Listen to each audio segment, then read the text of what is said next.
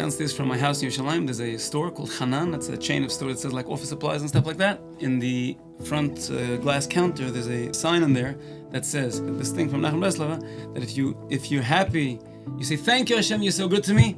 Ha!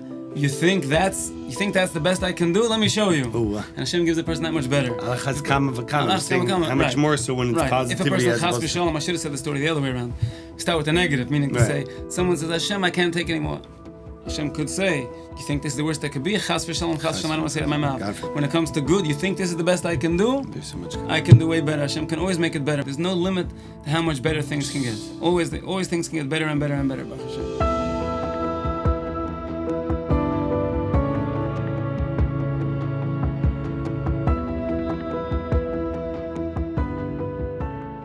Beruchim Habaim, and welcome to Torah Talks Chazaq's Tuesday night program with special guests. We have with us all the way from Eretz Yisrael, from Israel, Rabbi Issamar Ginzberg. Baruch haba, welcome. Thank you for having me. What an honor, what a zchut, what a merit. So good to see you, the energy. Baruch Hashem. So we're going to be speaking about psychology. This is what the energy is like now. Imagine what it's like when I'm not jet lagged. Oh wow. Okay, we're going to have to feel that. So we're going to be speaking about psychology, but before we get to the topic, a little bit of background about yourself and the great work you're involved with, Rabbi. In Yiddish is an expression. Let me teach your oilam some Yiddish. A bissel Yiddish. Yeah. The emes is the beste liegt, which means that the best lie you can tell is to tell the truth. Why? Because when somebody says an untruth, they have to always remember what they said. They shouldn't say something else that ends up contradicting what they said the first time.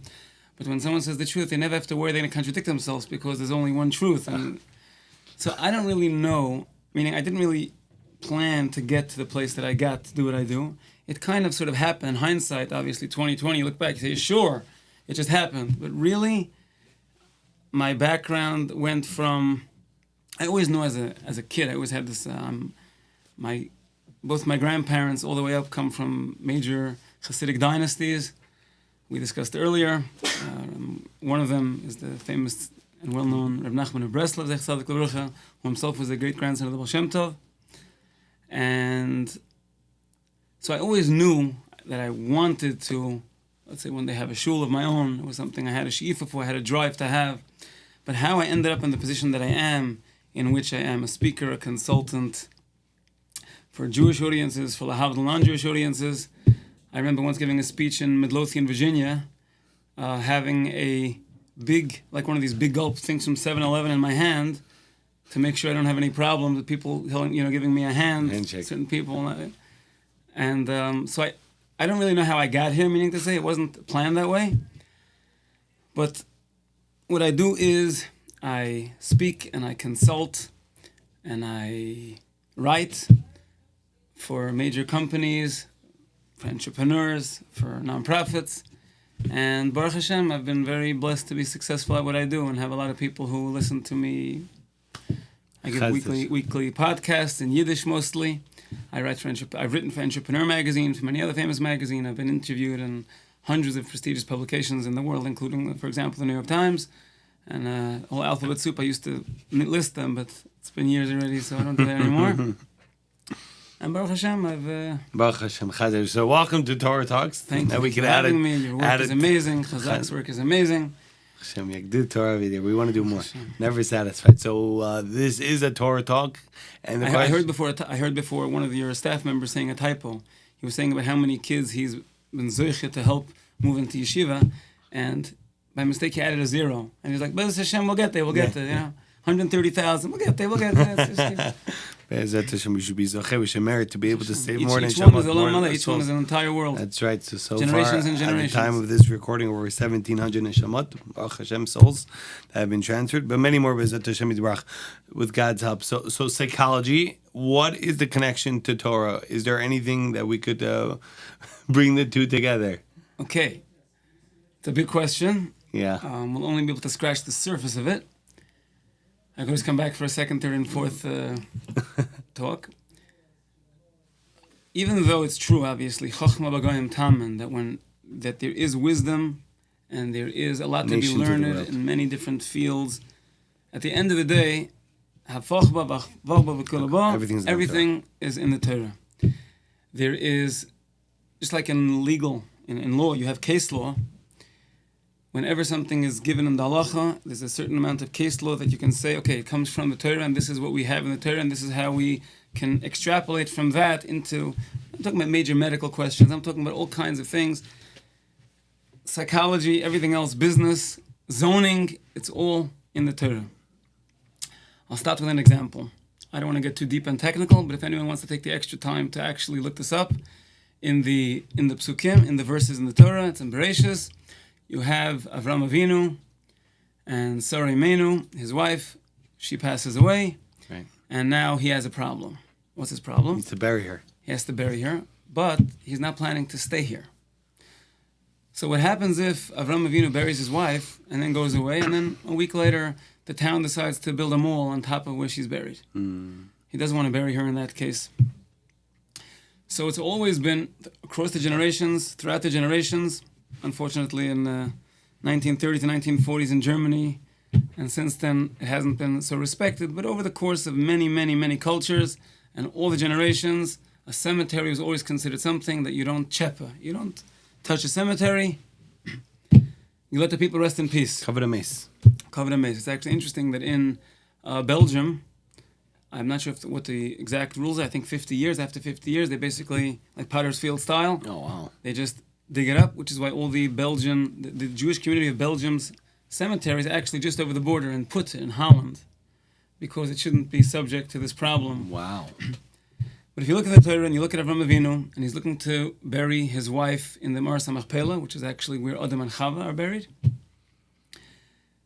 So he comes and he can get it as a present from Ephron, he wants to pay for it, he wants to pay full price.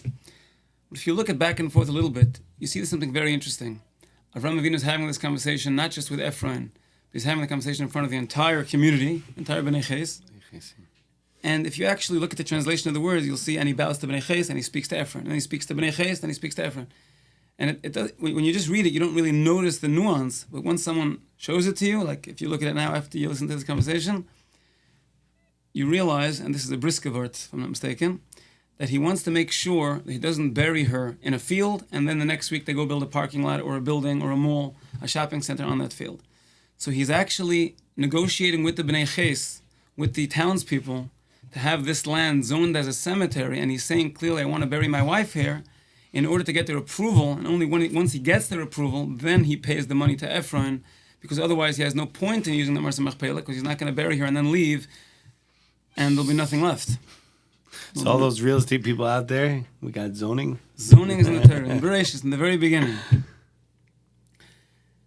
Another thing. Who is the first disabled person in the world that we know of? So, everyone knows. Maybe that's too wide of a net to say everyone knows, but it's well known that in the Torah you have, for example, you have Chushim ben Dan, who he was famously, chopped Esau's head. Right, he chopped his head, so he wasn't letting the Leviah happen. He was deaf. Right? He was deaf or he was dumb. Meaning to say, he couldn't hear. I'm not sure I get it. But before you get to the Shvatim, there's actually somebody who was born, whose name was Noach. And when Noach was born, it says, he will save us from the, forgive me for freely translating or mistranslating, from the hard work, from the he will save us essentially from the hardship that we have with our hands. Noach invented essentially the plow. Till then, they just used their hands to dig. How did Noach invent the plow? What was he? He went to the patent office and invented the plow. The Medrash says that when Noach was born, his fingers looked like these, like our fingers. Until then, the people that were born, the Medrash says, had webbed fingers. I believe it's a Medrash. Webbed fingers meaning more like, let's call it like a duck's feet would look. Like a mitten, as opposed to like a glove, which has separate holes for each finger. It's more like a mitten. And therefore, when Noach was born, everyone was like, oh, Nebuch, a disabled child has such misformed fingers. Then, today, if someone, Rahman al-Islam, is born with fingers like people had before Noach, we look at them and say, oh, Nebuch, Hashem should help them. Hopefully they can go for surgery and have their fingers detached from each other so they can have a better life. But when he was born and they saw his fingers, they were like, aha, if we could take something like that, take a piece of wood and make a bunch of big fingers, we can plow.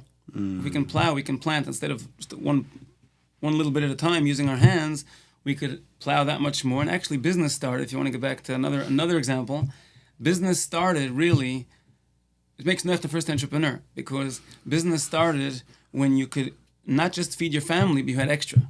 So if I had just enough wheat to feed my family, I can't trade or sell to anybody else. But if I can have an acre or 2 acres or 3 acres a week, more than I need, I can then trade some of that with my neighbor. And you know what? You give me wheat, I'll give you barley. You give me wheat, I'll give you apples and oranges. And essentially able to start trading because you have the ability to produce more and then use that in commerce. Amazing. Putting it all together. Very, very, very, very, very interesting. Do you have any other examples within the Torah of psychology? Well, you have Avram Avinu begging Hashem to save the city of Sodom. And, I mean, we're talking about Avram Avinu. I'm just talking about it on this basic level. I'm not in any way projecting onto Avram Avinu, but it's salesmanship. It's copywriting. And if there's 50 people, would you save the city? And if there's 45 people, if there's 40 people, the negotiation. Back in there. And the numbers from 50 to 45 to 40 to 30, 20 to 10. Yeah. And that's one example. The example when Yosef HaTzadik is talking to his brothers, when the brothers come down to Mitzrayim and they're each coming through a different entrance of Mitzrayim to try to case the joint without being noticed. And another short reason for them going to different entrances was because there was a medrash saying that they were looking for Yosef because they know they sold him to Egypt. That's true. Yeah. But at least in Yosef's, when he came to the brothers to say, you're spies. Meraglim. So he's coming and he's saying, you came from different gates, and that suddenly he's using as backup proof that they are spies. Right. Even though they were essentially did it for an innocent reason, but he's coming and using that against them. Right. There's full of it. You have Un ben Pelas in Parshas Korach. You have the Erle Rosh Erle Shchena. Why did the people from the Shevet Reuven, why were they with Korach? Because they were nearby. They were the next Shevet over in the way the Shvatim were lined up. And therefore, they got caught up in Korach, even though they didn't really have anything to gain, because they're not going to be, what's it to them? They had their own pain. They had the pain that they were the older, Reuven is the older Shevet, and they had that pain. But they didn't actually have anything to gain from Korach taking over from Moshe Rabbeinu. They just had their own pain, and Korach was psychologically tapping into their hurt and using it for his own benefit. The fact that Reuven was transferred to Yosef, so they felt like they were the Bechor, the firstborn. Yes, but that reminds me of another example, which is when Reuven is born, the pasuk says, "Vatikra Shema Reuven," that his mother Leah called his name Reuven. Ki Amra, she said, "Ki Ra Hashem ba'ani," because Hashem saw my pain. Rashi on that pasuk says, Reuven, Re'uma ben beni leben chami. I'm sorry, I can't say it in the proper Sephardic pronunciation. Re'uma ben beni leben chami. That my brother-in-law Esav tried to kill Yaakov for taking away the Bechorah, for taking away the right of the firstborn. And my son Reuven, not only did Yosef take away his being the firstborn, but he actually tried to save him from the brothers from being killed, essentially. He put him in the pit to save him from being killed, and he would have taken him out of the pit. Right. Except when he came back, he wasn't there anymore. Because he got sold. Yeah. And so the question is, Leah says, the pasuk says, the Torah is saying that the reason why his name is Reuven is because she said, Ki Ra Hashem ba'ani, Hashem saw my pain. And Rashi's coming with a totally different pshat, Rashi's saying it's because Reuven, Lashon of, look at the difference between my brother-in-law Esav to Yaakov, my husband, and look at the difference between my son Reuven and his brother Yosef, how differently they act with each other. So the Torah says a specific reason why his name is Reuven, which is because Hashem saw my pain. And Rashi says a totally different pshat, which is it's not even similar. It's because of Yosef HaTzadik and Reuven, nothing to do with Esav. Now, was that too complicated? No, it's gewaltig. Before I answer the question, I'll leave you hanging for a minute. In Parshas Korach, you have something very similar. the pasuk says that also the idea of spies, meraglim. Here they went to spy Egypt. Here they went to spy out Eretz Canaan, the land of Israel, and they come to spy out the land of Israel, and they come and everybody. It really bothers me, by the way. Maybe someone who's listening to this, who's watching this, can help me with this. The actual symbol of the Israeli Ministry of Tourism is two of the meraglim holding a bunch of grapes. Now, the Ministry of Tourism is supposed to be promoting tourism. Bringing the grapes didn't exactly work out very well for Klal Yisrael. I'm not sure it's the right logo. It's kind of a mismatch. Talking about marketing, it's not such a great marketing icon to have the meraglim who didn't say the best things about Israel because Kolev and Yeshua ben Nun did not bring back fruit. But in any case, so they come to Eretz Yisrael and they come back and they say, oh, we were like grasshoppers. Right. There's many did return that. The Chazaq has a word on that. What do you mean? Why are you saying Beinenu? Why don't you have any self-confidence? Why are you saying that you were like a grasshopper in your eyes? If you think they thought of you as a grasshopper, maybe not. But why would you? The way they perceive themselves is the way others perceive them as Right. well. Exactly. Even less. Whatever person perceives themselves, the other person usually perceives them even lower. So it's exactly what you're saying. I'm just saying it goes even further. More so. Okay. So, and Rashi says, Namalim. Chagavim means grasshoppers, Namalim means ants, the little creepy crawly ants. So why would Rashi say a pshat that's totally different than the pasuk? A grasshopper is not an ant is not a grasshopper. And if it was the same thing, then why would Rashi have to come explain it at all? Rashi could just let it go and not mention anything. So I heard a beautiful verse, I think I saw it from Rav Hutner, I'm not sure, that how does a grasshopper eat? He lands on your chocolate chip cookie, takes a bite, makes himself a little meal, and flies away. How does an ant eat? It comes, takes a crumb, even if the crumb weighs 5 or 10 times its weight, puts it on its back, goes back to its ant motel, not the poisonous one, hopefully, and there it has its meal. So, when Rav says that when the giants in Eretz Yisrael saw, in Canaan saw that there were these little cruelly creepy things, which were the meraglim, so they thought, oh, it must be grasshoppers. But then they saw them carrying home fruit. So Rashi says namalim, because it can't be grasshoppers, because the grasshoppers wouldn't be carrying it home. So they saw these little tiny things carrying home grapes, carrying home the other fruits of Eretz Yisrael that they took. Then that's why Rashi says it, because it's namalim. So now back to Leah. Leah Imenu was a big tzaddikus. She was a neviah. She was a prophetess. I know how to spell a lot of words in English, but how to pronounce them, sometimes I get it wrong. Okay. So the real reason that Reuven was named Reuven was because of Rashi's pshat. Reu, look what the difference is between my son and my shver son, essentially, my brother-in-law Esav. The problem is that if Leah would say, oh, the reason I named him Reuven is because my son gave up something to Rachel's son, and Rachel has no children, Rachel is for many years Rachel has no children, Rachel would essentially know that one day she's going to have children. And Hashem didn't give Leah permission to tell it to Rachel, because Rachel's supposed to daven, and Rachel's supposed to do what she has to do in order to be blessed by Hashem, to have the shvatim of Yosef and Binyamin. So Leah could not say the real reason why she's naming her son Reuven. So even though Rashi's pshat is ultimately correct, that can't be the pshat. I think this is from the Rabbi Heschel from Kroka, the Chanuk Satira, I think. So therefore she has to give a different reason to cover up the real reason. And that's why if you look at the words of the pasuk, it says Ki Amra, Ki Ra Hashem Ba'ani. The reason why I gave him that name is not, it doesn't say I gave him the name Reuven because Hashem saw my pain. It says, I gave him the name Reuven because she said Ki Hashem saw my pain. So she's saying essentially, the Torah is telling us clearly that the reason why she's saying it is Ki Amra. That's what she said the reason was, but it wasn't the real reason. That's why Rashi is coming and explaining the real new and the real reason behind it. The Torah is full of it. The Torah is endless and deep. Amazing. Beautiful examples, 100% true. Now the question for Rabbi Issamar Ginzberg is as follows. How does one watching or listening to this take this, you brought all these examples from the Holy Torah, to life itself? How do you take psychology or tips of making it practical?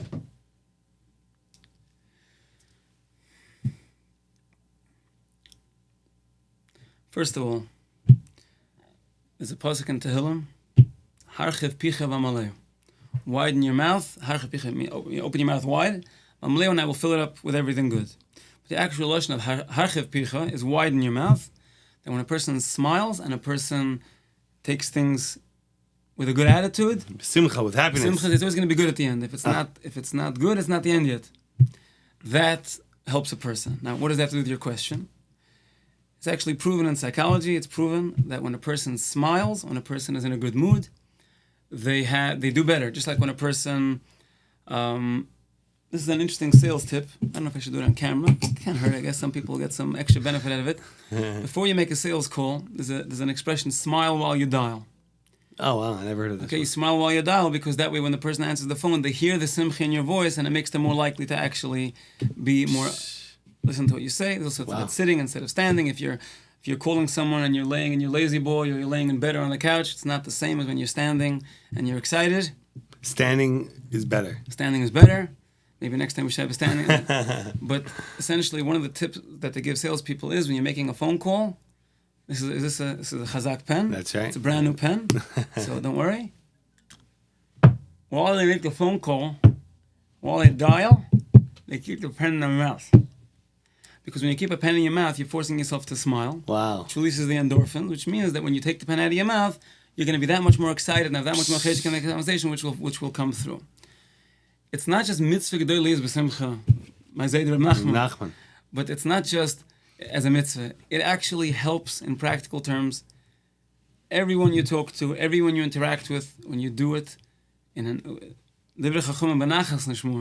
you say things in a good way, in a friendly way, when you're thankful for what comes your way. Just another example from the Torah is the Jews are in Mitzrayim. They're supposed to be in Mitzrayim for, give or take, 400 years. Moshe Rabbeinu comes and wants to get him out of Mitzrayim, and Paro says, no, now you're going to have to work even harder. You're going to have to go collect your own straw to make your own cement. And they say, oy vey, we thought Moshe Rabbeinu is coming to help us, and now we're even in a worse pickle. I have a question. If you have to have 10, I don't say Hashem terrible things, everyone should have only good things happening to them in life. But if a person had a choice that they have to go through something by the way, it says that when a person has a bad dream, and they wake up in the morning, they wake up in the middle of the night, and there's a horrible dream, it says in Sfarim that dream is a wonderful thing for them. Why? Because since while they were dreaming, it really happened, until they woke up, they actually thought that they, Hashem got hit by a car, or whatever the dream was. Therefore, if it was Bashar to them to get hit by a car, if they were supposed to have something terrible happen to them, they could be yoytze with the dream. And also, Derech Agav, there's a word in Yiddish, I don't know if you use this in your community, nebuch. Nebuch Avada. Yeah, sure, of course. Okay. So there's a joke that the word nebuch, even though the letters are not actually the letters of the Israel Shetevas, Noisa ba'oil chaver. Why? Because when a person hears that some other person went through pain, went through hardship, and they say, oh, nebuch, what they're really doing is they're feeling for the other person. That's what nebuch means. Be like, oh yeah, I feel so bad for the person. I'm empathizing. I have sympathy. I have empathy for the person that had that thing.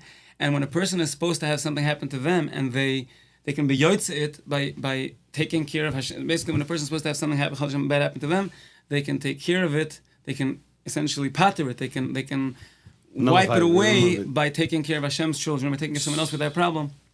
Same thing with a dream. Since in the dream it seemed real, they can get away with something that could have been meant to happen to them when they weren't dreaming.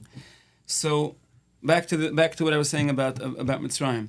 If a person is meant to have a bunch of bad things happen to them, chas v'shalom, let's say they're supposed to have 10, I'm making this up, I'm just saying, but let's say 10 surgeries, chas v'shalom. Would they rather have a surgery and then go through the recuperation process and heal and go back to work, and then 6 months later, oitcha, back to the surgery, chas v'shalom? Even though it would be painful and it would be hard, most people would prefer, put me, not me, all Klal Yisrael's enemies and all those countries where they are, on them, not on us. But wouldn't a person rather say, listen, put me under the knife, do what you got to do? Famous. My great grandmother Shalom was the Kechni Rebbetzin. She had knee surgery when she had knee replacement. I think she was 80 at the time. Oh wow! And then she asked, how long does it last? And they said 5 years. She's like, okay. Then, when she was 90, 10 years later, her knees hurt again. She said, how long does it last? For the last 5 years, I'm not doing it. They said 10 years. She's like, okay, do it again. But this time, she said, do both at once. To go through a knee surgery and then get better and then do the other knee, no. Do both knees. Let's get it over with. A few months anyway, and then let's have it done. So what happened was Moshe Rabbeinu came to Mitzrayim, and it got worse for them. But they shaved off 190, if it's 190 years, because of the Kishi HaShibud, because they had harder work, they were able to shave off the amount of time they were in Mitzrayim. That was even a bigger chesed than it seems. It wasn't just they shortened the, go to this prison for X number of years or a worse prison for less number of years.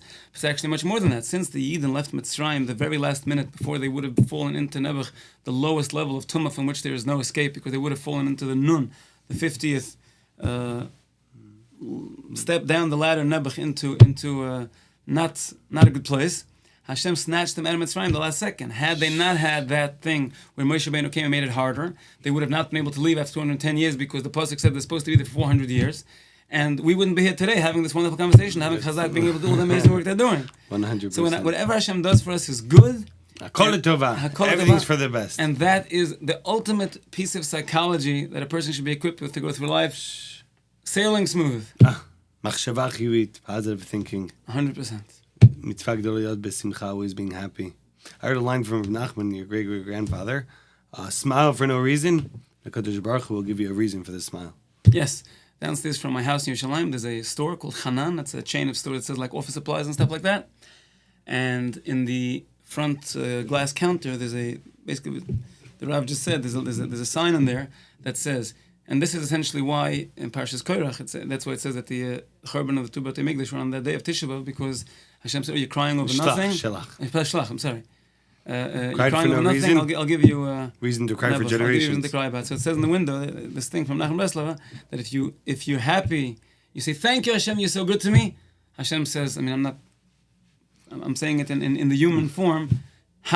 You think that's the best I can do? Let me show you. And Hashem gives the person that much better. How much more so when it's positivity? If a person has I should have said the story the other way around. Start with the negative, meaning to say, someone says, Hashem, I can't take it anymore. Hashem could say, you think this is the worst that could be? Chas v'shalom, chas v'shalom, I don't want to say it in my mouth. When it comes to good, you think this is the best I can do? There's so much. I can do way better. Hashem can always make it better. My grandmother used to say in Yiddish, Shvach get me van Eibishten. Shvach means I'm weak. Shvach get me van Eibishten. Shvach, shevach v'odah. Shvach get me van Eibishten, that you give to Hashem. And of Besser, to make things better, there's no limit to how much better things can get. Always things can get better and better and better, Baruch Hashem. Positivity, 100% amazing. Rabbi Issamar Ginzberg, loved every single word over here. We have a minhag, a custom, a final message for Chazaq Torah Talks. I'll take my final message to say a story from the Ben Ish Chai. Of course, we're not because I'm trying to say something Sephardi because I'm here, because I feel very connected to Heilige Ben Ish Chai. I think you said it's your favorite sefer. Yes, I think so. And I have Hashem's picture. My mother bought me a picture in my house. I have a big painting of the Ben Ish Chai. Wow. I can't say I know the Ben Ish Chai's Sfarim because Heilige Ben Ish Chai. Actually, I have a manuscript from him. And, wow. But story of the Ben Ish Chai, great business story, great story to say at a Sheva Brachas. Have a Sheva Brach tonight. Maybe I'll have to speak at. If I do, I'll say the story, but that'll be after this goes live, so the Chasna won't be able to hear this. Once upon a time, there was a gentleman. And this gentleman had a lot of money. And he was getting older, and he really wanted to put away money for his retirement. As he would sleep every night, he realized he was having back pain, not because he was getting older, but because under his mattress he had stacks of bills. And as he was getting older and making money and stacking it, his mattress was getting less and less comfortable. So he decided he's going to take all this money, inflation is a problem, and he was going to invest it in something. So he did lots of research. He decided to invest the money and buy a very, very famous painting from one of the greats. I don't know if it was a Picasso or it was a Monet or a Michelangelo. I don't know. I'm not so familiar with all the names of different artists, but he's going to buy a painting, and sure. He goes, he does his research, and he goes and he buys some very, very expensive painting, museum quality. Maybe it wasn't the Mona Lisa, and he takes the painting and he hangs it. When you come into his house, he had this very nice house with a nice spiral staircase. The Ben Ish Chai doesn't mention the spiral staircase. But You out of that.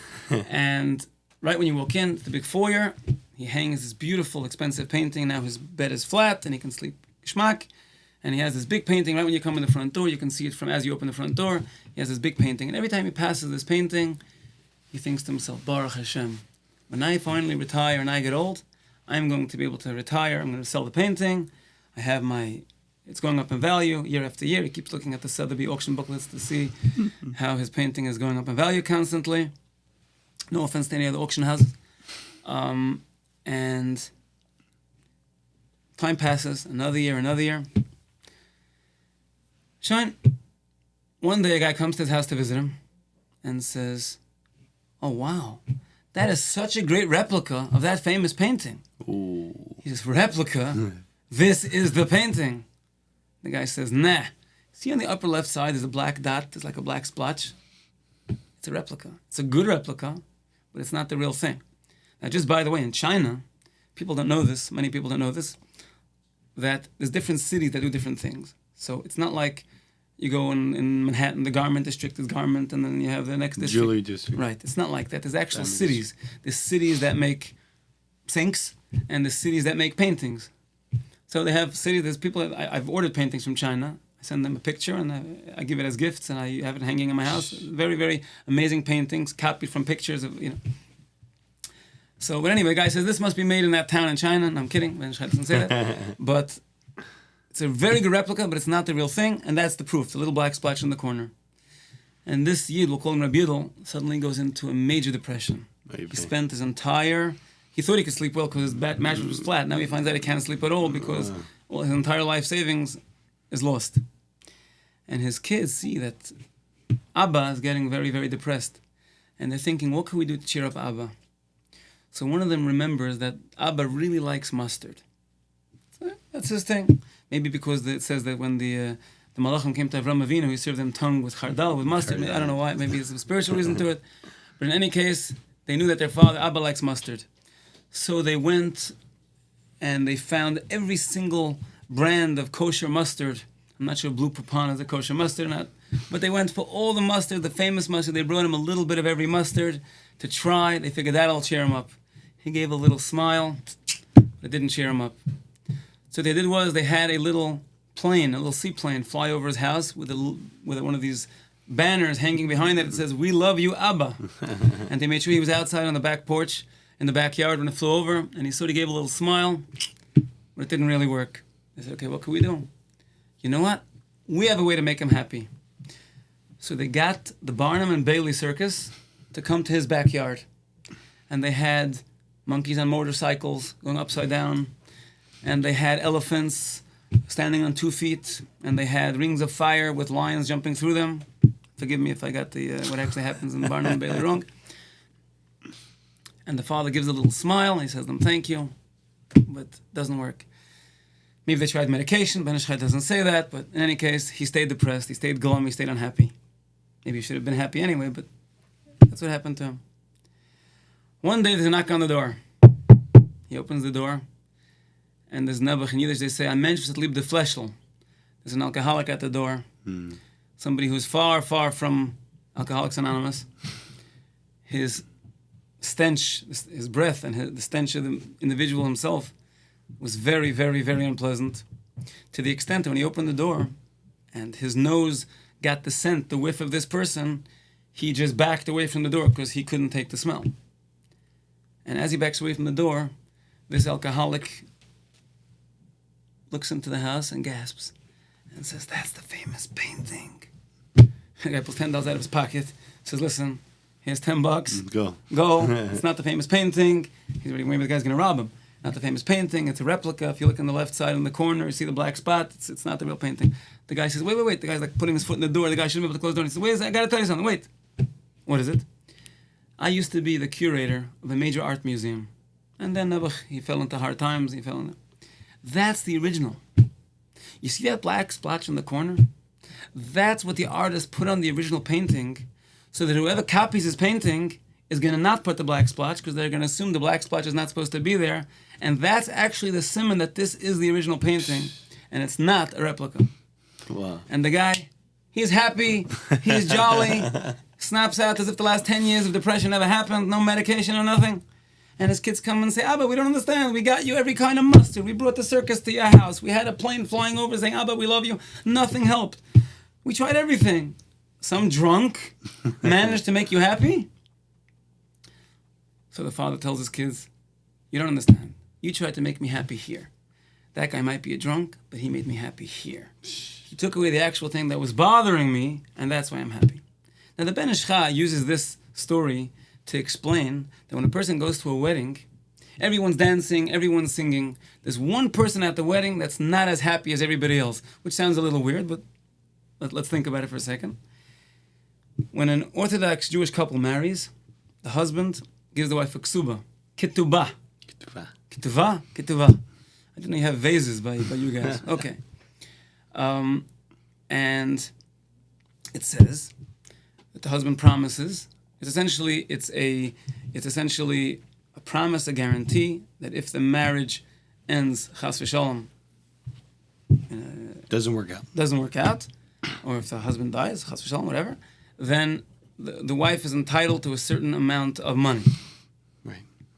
There's an entire tshuva, a very interesting tshuva from Rabbi Yosef, Maran, Rabbi Yosef. We won't go there now, but how much of it is real and how much of it is written for when they write these huge amounts, it's written to so it sounds very respecting, but not that actually that amount of money has to be given.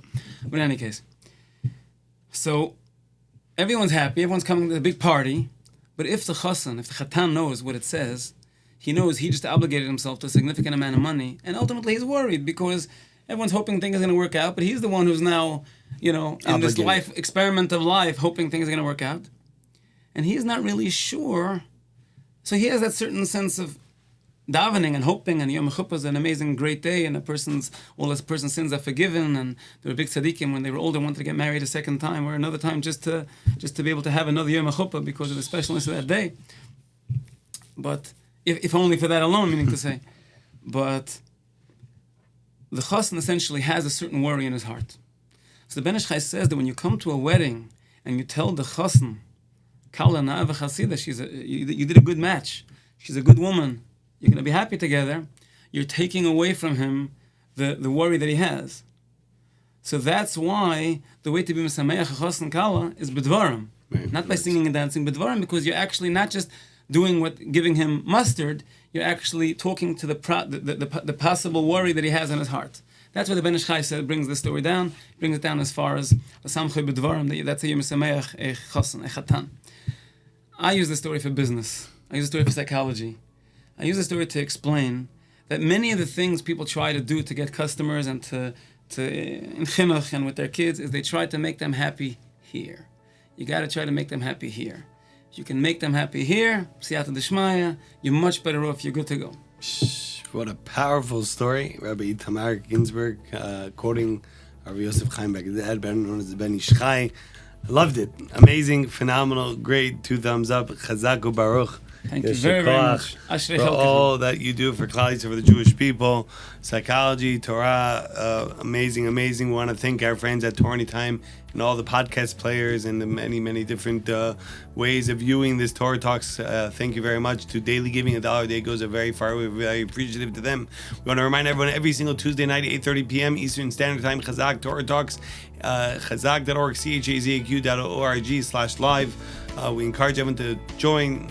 Family, friends, neighbors, forward the link, post it around. What an amazing Torah talk. And only your B'sarat Tavot. Amen. I want to thank Reb Nasanel, the talisman, for introducing us. Yes, Epstein. And I just want to say that I'm very, very, very, the work that Chazaq does is absolutely amazing. Asher Chelkechem, and Yagdir Torah, we should be able to do more. We should be able to be Zocheh, we should merit to see the Geulah Shlema and visit the Rabbi in Eretz HaKodesh. Not visit. Come and be there. Amen. Amen. Thank you very much. Chazaq u'baruch. Amazing.